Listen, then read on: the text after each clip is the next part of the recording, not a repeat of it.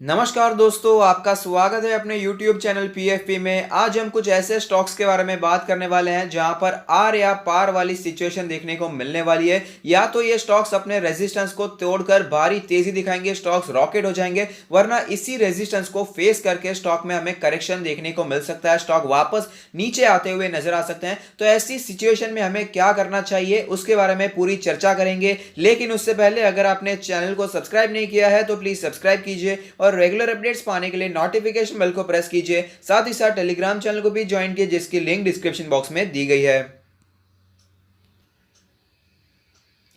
सबसे पहले हम बात करने वाले हैं बजाज फाइनेंस के बारे में। यहां पर भी आर या पार वाली सिचुएशन देखने को मिल रही है। प्री कोविड यहां पर जो लेवल्स थे 5000 के लेवल्स, उसके बाद गिरावट देखने को मिली, फुल रिकवरी देखने को मिल चुकी है और उसी लेवल पर स्टॉक हमें ट्रेड करता हुआ नजर आता है। पुराने ऑल टाइम हाई के आसपास ये ऑलरेडी पहुंच चुका है। तो यहां पर भी सेम सिचुएशन, आर या पार वाली सिचुएशन हमें देखने को मिल रही है। अब देख पाएंगे भारी तेजी स्टॉक ने पिछले कुछ ही दिनों में दिखाई है। यहां पर स्टॉक अपने ऑल टाइम हाई के आसपास पहुंच चुका है और सारे मूविंग एवरेज के ऊपर ट्रेड कर रहा है। करंट मार्केट प्राइस 4800 के लेवल के आसपास और इसका जो सबसे नजदीकी मूविंग एवरेज दिखाई देता है वो है 20 डेज का मूविंग एवरेज, जो कि कैलकुलेट होकर आता है 4449 के आसपास का लेवल।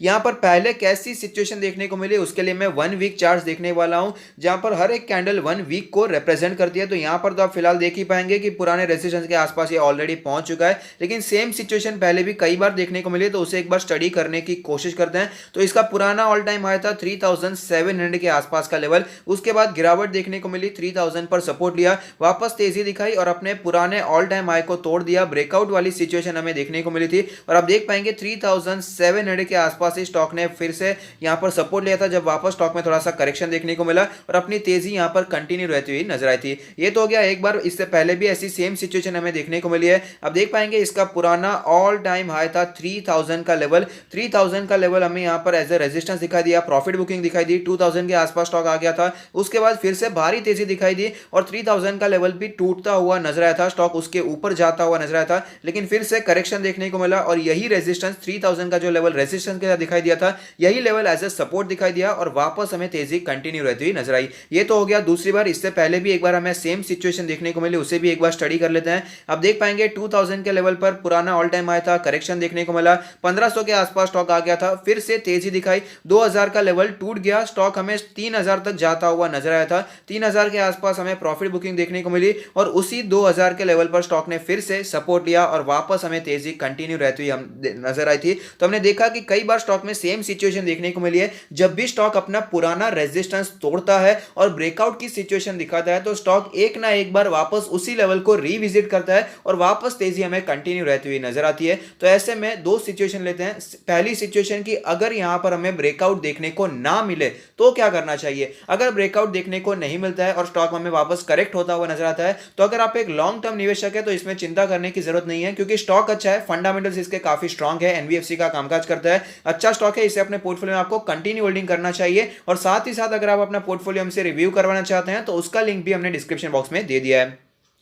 लेकिन अगर आप एक पोजिशनल इन्वेस्टर हैं तो मेरा मानना है कि आप यहां पर प्रॉफिट बुकिंग के बारे में सोचिए, अगर यहां पर ये रेजिस्टेंस को तोड़ नहीं पाता है। अब बात करें फ्रेश बाइंग के बारे में, तो सपोज ये रेजिस्टेंस नहीं तोड़ पाता तो मेरा मानना है 4000 का लेवल ऐसे स्ट्रॉन्ग सपोर्ट हमें दिखा देगा, क्योंकि अब देख पाएंगे 50 डेज का मूविंग एवरेज इसी के लेवल आसपास बनकर आता है और 3800 एज अ पुराने रेजिस्टेंस हमें देखने को मिला था। तो यहां पर टेक्निकली स्टॉक आप सपोर्ट लेगा। तो अगर आपको स्टॉक कहीं पर भी 3800 से करके 4000 के आसपास नजर आता है तो यहां पर आप बाइंग करने के बारे में सोच सकते हैं। अब दूसरे सिनेरियो को देख लेते हैं कि अगर यहां पर हमें ब्रेकआउट देखने को मिल जाए तो ऐसी सिचुएशन में क्या किया जाए। तो जैसे कि हमने देखा जब भी इसमें ब्रेकआउट देखने को मिलता है तो यहां पर भारी तेजी कंटिन्यू रहती हुई नजर आती है। तो पोजिशनल इन्वेस्टर को कंटिन्यू होल्डिंग करना चाहिए, लॉन्ग टर्म इन्वेस्टर को ऑफकोर्स कंटिन्यू होल्डिंग करना चाहिए और यहां पर फ्रेश बाइंग की अपॉर्चुनिटी इमर्ज होती हुई नजर आएगी, क्योंकि हमने कई बार देखा कि यही रेजिस्टेंस का लेवल एज अ सपोर्ट दिखाई देता है और जनरली चांसेस ऐसे कम रहते हैं कि ये लेवल वापस टूट जाए। अगर हमें क्रैश देखने को मिलता है जैसे कि कोविड का क्रैश आया था तो ऐसी सिचुएशन ऑफकोर्स इमर्ज हो सकती है, लेकिन आगे आने वाले 1-2 सालों में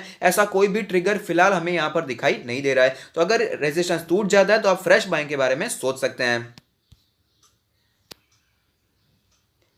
नेक्स्ट स्टॉक जहां पर आर या पार वाली सिचुएशन देखने को मिल रही है वो है टाइटन। यहां पर भी सेम सिचुएशन का निर्माण होता हुआ नजर आता है। भारी गिरावट देखने को मिली, लेकिन प्री कोविड लेवल पर स्टॉक ऑलरेडी पहुंच चुका है, अपने ऑल टाइम हाई के आसपास ट्रेड करता हुआ नजर आता है। सारे मूविंग एवरेज के ऊपर फिलहाल ये स्टॉक ट्रेड कर रहा है। अगर बात करें इसके 1 वीक के कैंडल्स के बारे में स्टडी करने की कोशिश करेंगे तो आप देख पाएंगे इसका जो पुराना ऑल टाइम हाई था 1400 के लेवल के आसपास का था और उसी लेवल के आसपास स्टॉक फिलहाल ट्रेड कर रहा है। पहले कैसी सिचुएशन देखने को मिली उसे भी एक बार समझ लेते हैं। तो आप देख पाएंगे पहले जो सिचुएशन हमें देखने को मिल रही थी, आप देख पाएंगे इसका जो पुराना ऑल टाइम आया था वो 1000 रुपीज का लेवल था। 1000 रुपीज के लेवल पर इसमें कई बार स्ट्रगल हुआ, 1-2 साल तक इसी लेवल पर हमें स्टॉक ट्रेड करता हुआ नजर आया था। और जब यहां पर हमें ब्रेकआउट वाली सिचुएशन देखने को मिली, जब 1000 रुपए का लेवल टूट चुका था और भारी तेजी दिखाई थी, स्टॉक हमें यहां पर 1300 तक जाता हुआ नजर आया, लेकिन उसके बाद गिरावट देखने को मिली और यही 1000 का लेवल जो कि एज ए स्ट्रॉन्ग रेजिस्टेंस दिखाई दिया था, वही लेवल उसके बाद हमें सपोर्ट की तरह दिखाई दिया और वापस तेजी कंटिन्यू रहती हुई नजर आई थी।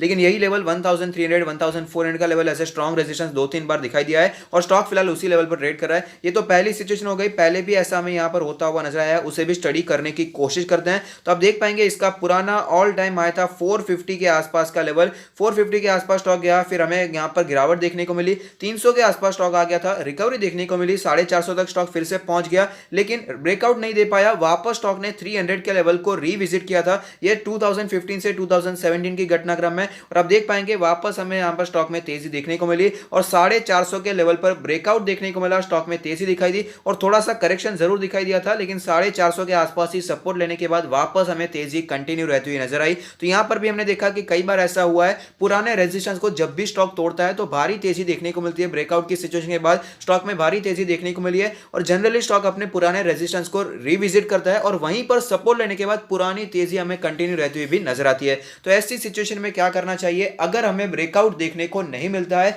तो अगर आप एक लॉन्ग टर्म इन्वेस्टर हैं तो कंपनी अच्छी है, लॉन्ग टर्म के लिए कंटिन्यू कीजिए। अगर आप एक पोजिशनल इन्वेस्टर हैं तो आप यहां पर प्रॉफिट बुकिंग के बारे में सोच सकते हैं। फ्रेश बाइंग के बारे में बात करें तो हमने देखा कि कई बार स्टॉक ने अपने 200 डेज के मूविंग एवरेज के आसपास सपोर्ट लिया, 100 डेज के मूविंग एवरेज के आसपास सपोर्ट लिया। तो फिलहाल जो 100 डेज का मूविंग एवरेज बनकर आता है वो है 1189 के आसपास का लेवल और इसी लेवल के आसपास स्टॉक ने पहले भी सपोर्ट लिया था। तो अगर आपको स्टॉक 1140 से करके 1190 के आसपास दिखाई देता है तो यहां पर आप बाइंग करने के बारे में सोच सकते हैं। अब उस सिनेरियो को देख लेते हैं, अगर यहां पर ब्रेकआउट देखने को मिल जाए तो क्या करना चाहिए? तो लॉन्ग टर्म निवेशक ऑफकोर्स होल्ड कीजिए और पोजिशनल इन्वेस्टर को यहां पे होल्ड करना चाहिए। अब बात आती है फ्रेश इन्वेस्टर के बारे में, तो यहां पर आप बाइंग करने के बारे में सोच सकते हैं, क्योंकि हमने पहले भी देखा है जब भी ब्रेकआउट देखने को मिला तो वापस स्टॉक में भारी तेजी कंटिन्यू रहती हुई नजर आती है और कम से कम 25 से 30% हमें स्टॉक ऊपर जाता हुआ भी नजर आया है। तो यहां पर आप बाइंग करने के बारे में सोच सकते हैं अगर ब्रेकआउट की सिचुएशन देखने को मिले। नेक्स्ट स्टॉक है डिमार्ट, जहां पर सेम सिचुएशन हमें देखने को मिल रही है, आर या पार वाली सिचुएशन। आप देख पाएंगे 2500 का level as a strong resistance बहुत बार दिखाई दिया, जिसके बाद हमें बहुत बार करेक्शन देखने को मिला। स्टॉक कई बार इसी लेवल से रिपीट होकर नीचे आता हुआ नजर आता है, लेकिन फिलहाल स्टॉक उसी लेवल पर ट्रेड करता हुआ नजर आ रहा है, अपने पुराने ऑल टाइम हाई के आसपास ट्रेड कर रहा है, जहां पर इसका मेजर रेजिस्टेंस दिखाई देता है। आप देख पाएंगे फिलहाल स्टॉक ने अच्छा रनअप दिखाया, 2000 के लेवल से 2458 का करंट मार्केट प्राइस है। सारे मूविंग एवरेज के ऊपर स्टॉक हमें ट्रेड करता हुआ नजर आता है। इसके भी वीकली चार्ट्स को एक बार एग्जामिन कर लेते हैं, यहां पर भी स्टडी कर लेते हैं। तो जैसे कि हम देख सकते हैं इसका फिलहाल का मेजर रेजिस्टेंस 2500 का लेवल है और सपोर्ट 2000 का लेवल हमें दिखाई देता है। लेकिन पहले की सिचुएशन की अगर बात करें तो जैसे कि आपको पता है ज्यादा पुरानी लिस्टेड कंपनी नहीं है तो ज्यादा डेटा तो यहां पर हमें दिखाई नहीं देगा, लेकिन जितना डेटा दिखाई देता है उसे हम स्टडी करने की कोशिश करने वाले हैं। तो आप देख पाएंगे इसका जो पुराना ऑल टाइम हाई था वो 1700 का लेवल हमें दिखाई दिया था। इस लेवल पर कई बार रेजिस्टेंस फेस करने के बाद स्टॉक में गिरावट देखने को मिली, स्टॉक नीचे आता हुआ नजर आया था, लेकिन रिकवरी दिखाई दी। 1700 के लेवल को इसने ब्रेकआउट की सिचुएशन दिखाया और स्टॉक ने भारी तेजी दिखाई दी, लेकिन वापस जब इसमें करेक्शन देखने को मिला तो यही रेजिस्टेंस का लेवल एज अ सपोर्ट दिखाई दिया और वापस हमें तेजी कंटिन्यू रहती हुई नजर आई थी और स्टॉक हमें ऊपर जाता हुआ नजर आया था। यहां पर इनफैक्ट जब हमें क्रैश देखने को मिला तब भी यही level as a strong support दिखाई दिया था। तो ऐसी सिचुएशन में क्या करना चाहिए? तो एक पहला सिनेरियो है कि अगर ब्रेकआउट देखने को ना मिले तो जो लॉन्ग टर्म इन्वेस्टर है वो होल्ड कर सकते हैं। मेरा मानना है है कंपनी अच्छी है, लॉन्ग टर्म के लिए अच्छी है, कंटिन्यू होल्डिंग किया जा सकता है। पोजिशनल इन्वेस्टर यहाँ पर प्रॉफिट बुकिंग के बारे में सोच सकते हैं। और अगर बात करें फ्रेश इन्वेस्टिंग के बारे में तो 2000 का लेवल तो स्ट्रॉन्ग सपोर्ट की तरह दिखाई दे रहा है। लेकिन अगर बात करें इसके पहले सपोर्ट के बारे में तो मेरा मानना है स्टॉक में अगर गिरावट देखने को मिल जाती है तो 2200 के आसपास स्टॉक सपोर्ट लेने के बारे में सोच सकता है। तो इस लेवल पर नजर बनाकर रख सकते हैं और वहां पर बाइंग करने के बारे में सोचा जा सकता है। दूसरा सिनेरियो है कि यहां पर ब्रेकआउट वाली सिचुएशन देखने को मिल जाए तो यहां पर लॉन्ग टर्म के इन्वेस्टर तो ऑफकोर्स होल्ड कीजिए और पोजिशनल इन्वेस्टर्स को भी होल्ड करना चाहिए और साथ ही साथ फ्रेश बाइंग के बारे में भी सोचना चाहिए, क्योंकि हमने पहले भी कई बार देखा कि यही रेजिस्टेंस का लेवल उसके बाद सपोर्ट की तरह दिखाई देता है। तो पुराने डेटा के हिसाब से यहां पर आपके पैसे लूज होने के चांसेस कंपैरेटिवली कम हो जाते हैं। तो ब्रेकआउट की सिचुएशन पे बाइंग के बारे में सोचा जा सकता है। तो ये थे कुछ स्टॉक्स जहां पर आर या पार वाली सिचुएशन देखने को मिल रही है। आपका क्या मानना है, कहां पर हमें ब्रेकआउट देखने को मिल सकता है, कौन से स्टॉक में ब्रेकआउट देखने को मिलेगा और कौन सा स्टॉक वापस रेजिस्टेंस फेस करके हमें नीचे आता हुआ नजर आ सकता है, कमेंट बॉक्स में जरूर बताइएगा। और अगर आपको ये वीडियो पसंद आता है तो लाइक कीजिए, शेयर कीजिए, कमेंट कीजिए, सब्सक्राइब कीजिए और मुझे मोटिवेट कीजिए। Thank you, stay happy, happy investing.